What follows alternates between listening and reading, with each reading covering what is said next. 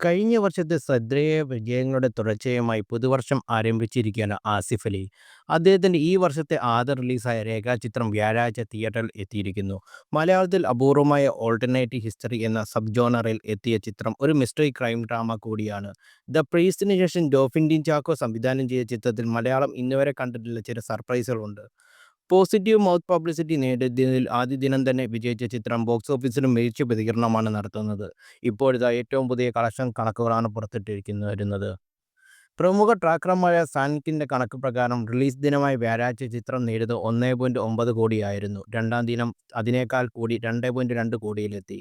ഇപ്പോഴിതാ ചിത്രത്തിൻ്റെ ശനിയാഴ്ചത്തെ കളക്ഷൻ 3.22 കോടിയാണ്. ഇവയെല്ലാം ഇന്ത്യയിൽ നിന്നുള്ള നെറ്റ് കളക്ഷനാണ്. അങ്ങനെ 3 ദിവസങ്ങളിൽ നിന്ന് ചേർത്ത് ഇന്ത്യയിൽ നിന്ന് മാത്രം ചിത്രം നെറ്റ് കളക്ഷൻ 7.32 കോടി നേടിയെന്ന് എത്തിയിരിക്കുകയാണ്. ചിത്രം ഇതിനോടകം നേടിയ വിദേശ കളക്ഷൻ 5.25 കോടിയാണ്. ഇതോടെ ആഗോള ബോക്സ് ഓഫീസിൽ ചിത്രം 10 കോടി എന്ന സംഖ്യ പിന്തുടർന്നിരിക്കുന്നു. കിഷ്കിന്ധാകാണ്ഡം എന്ന വിജയത്തിന് ശേഷം എത്തുന്ന ആസിഫ് അലി ചിത്രം എന്നതും രേഖാചിത്രത്തിൻ്റെ ഓപ്പണിംഗ് വീക്കെൻഡ് കളക്ഷനെ പോസിറ്റീവായി സ്വാധീനിക്കുന്നുള്ള ഘടകമാണ്. ഞായറാഴ്ച ചിത്രം എത്ര നേടും എന്നറിയാൻ കാത്തിരിപ്പിലാണ് ഇൻഡസ്ട്രി.